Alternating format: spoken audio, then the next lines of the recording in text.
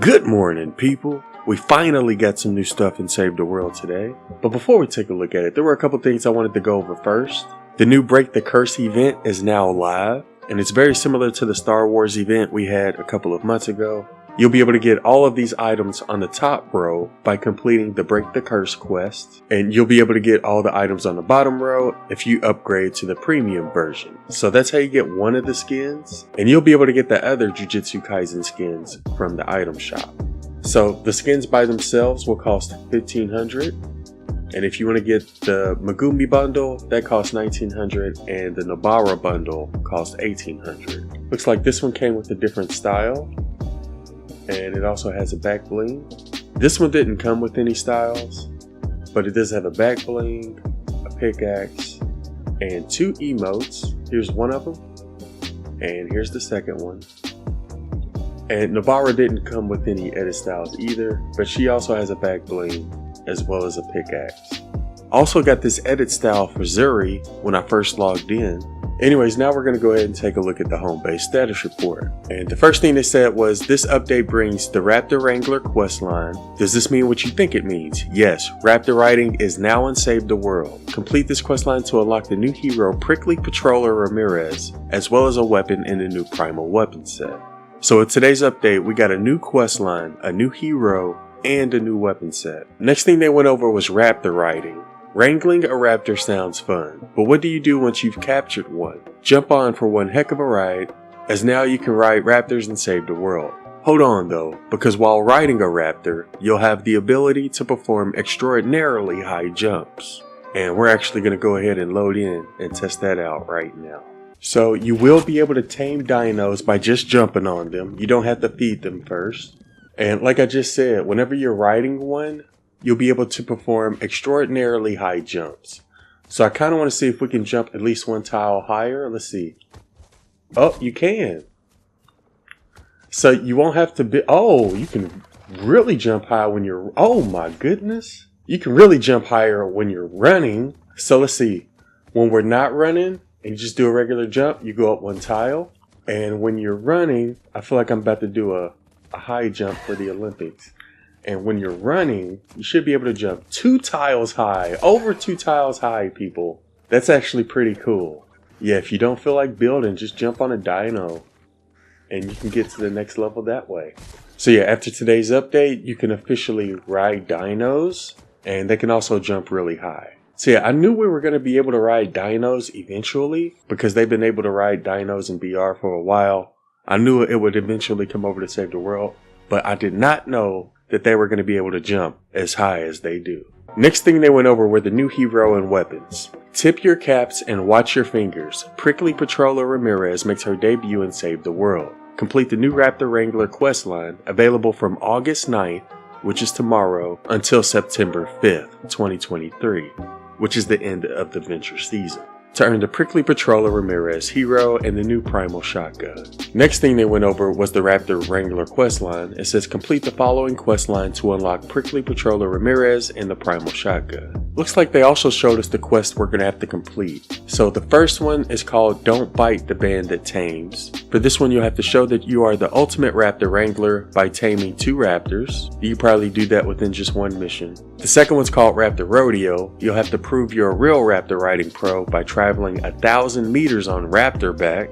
Not sure how long that'll take, but we'll find out when we complete the quest line tomorrow. Anyways, the third quest is called Ricochet Ranger. And for this one, you'll have to eliminate 50 husks while riding any wildlife to prove your mounted combat skills. And that one seems like it could also be completed within just one mission. And those were the only quests that they showed in the home base status report. So I'm assuming we'll only have to complete 3 quests in order to get the new hero and the new shotgun. I do plan on streaming this new quest line on Twitch.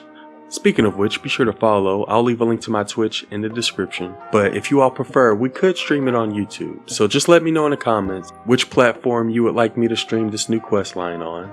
Next thing they went over in the home base status report was the new heroes perks. And the standard perk is called Prickly. And this will make enemies that land melee attacks take 10 base damage. So it's almost sort of like Ricochet. And the commander perk is called Prickly Plus. Enemies that land melee attacks take 15 base damage, plus an additional 5 base damage per second for 3 seconds. So when you use her as your commander, it's almost like Ricochet plus affliction damage. Obviously, we're going to review her as soon as we get her, so be on the lookout for that. Next thing they went over was the Primal weapon set. The Primal shotgun is part of the new Primal weapon set. The Primal pistol, Primal SMG, and Primal rifle that are also in the set will rotate into the event store each week starting August 9th. So like we said earlier, you'll be able to get the Primal shotgun by completing the Raptor Wrangler quest line. And the description that came with it said, what's better than a burst shotgun? One with a drum magazine. Oh man. So apparently it's going to be a burst shotgun with a drum magazine. So that sort of gives you an idea of what the new shotgun is like. The Primal pistol will be available in the event store starting August 9th at 8 p.m. So you should be able to get 2 of the Primal weapons tomorrow. The shotgun from the quest line, the pistol from the event store. The description that came with the pistol says, can you maintain your accuracy with this burst pistol with a wild kick? So this is also another burst weapon, and it also sounds like it has a lot of recoil. The Primal SMG will be available in the event store starting August 16th at 8 p.m. So we'll get the new SMG next week. And the description says ammo is designed to be used or wasted with this wild-firing SMG. And the Primal rifle will be available in the event store starting August 23rd at 8 p.m. And the description says lock and load with this high-capacity wild-firing rifle. So we'll be able to get 2 of the weapons this week starting on August 9th. One of them from the quest line, the other one will be in the event store. Next week we'll get the SMG in the event store, and we'll get the Primal rifle in the event store the week after that on August 23rd. One important thing I should point out when it comes to Primal weapons is that they're all going to have the nature element. And shout out to Archer for letting us know. But as of right now, it looks like you're not going to be able to change the element on them. The first perk of each weapon will also be the element perk. Kind of wishing they would have did water instead, because we already have a nature element weapon set, the vacuum tube weapons. We also have energy weapon sets, fire weapon sets, but we don't have any water weapon sets. So I kind of prefer if this one was water instead of nature. But as of right now, it looks like all of these weapons are going to deal nature damage. Next thing that went over was Primal weapon perks. This perk is intrinsic to all Primal weapons. While a Primal weapon is held, wildlife will not attack you unless provoked. And it looks like the perk for this new weapon set is bugged. It says known issue. If you attack an animal, all animals of that type will attack for the remainder of the mission. Bro, you were supposed to nerf wildlife, not buff them. We're working on the fix for this so that the only animal you hurt and pack members in the immediate vicinity will turn on you. And they feature a new set of core perks. So before we take a look at those perks, the way it's supposed to work is no wildlife will attack you unless you attack them first. But apparently if you do attack an animal, all animals of that type will attack for the remainder of the mission. So if you attack one wolf, whether it be on purpose or an accident, all wolves are going to attack you for the rest of the mission. So yeah, until they fix this, you may want to avoid attacking wildlife while holding primal weapons. As for the perks, the weapon will deal 30% bonus damage to targets above 85%. So if they're close to full health, it will deal more damage than normal. Whenever you kill a mist monster with a primal weapon, it'll activate Frenzy, giving the player and their tamed pet 25% bonus move speed and attack speed for 12 seconds. And when you kill 5 enemies within 4 seconds using a primal weapon, it'll also activate Frenzy, giving the player and their tamed pet 25% bonus move speed and attack speed for 5 seconds. So to sum things up when it comes to primal weapons, they deal more damage to high health targets. They'll trigger Frenzy for you and your pet whenever you kill a mist monster, and that lasts for 12 seconds. And it also triggers Frenzy for you and your pet whenever you kill 5 enemies within 4 seconds, but that only lasts for 5 seconds. And that sums up everything we know about the new event, the new hero, and the new weapons. Like I said, I will upload a review for the new hero and all of the weapons as soon as possible, so be on the lookout for that. But yeah, that sums up everything that was new with today's update. Now we're going to go ahead and take a look at everything else you can expect to see over the next couple of weeks. For this week, we'll have to escort Cloak Star and Quinn. It says keep on hitting the road in the next weekly quest. Available from August 9th at 8 p.m. Eastern to August 16th at 8 p.m. Eastern. Escort Cloak Star in this quest and earn Thunder Thora as a reward. There's also going to be another Hit the Road quest available from August 16th at 8 p.m. Eastern to August 23rd at 8 p.m. And for that one, you'll have to escort Quinn to earn gold tickets and a loading screen. We have reviewed Thunder Thora. I'll leave a link to that review in the description if you want to go check it out. Definitely a hero I would recommend getting. I don't really use her as my commander that often, but I do use her in my support team a lot. They also told us what we can expect to see in the event and weekly store over the next couple of weeks. This week, we're going to get the Surround Pound.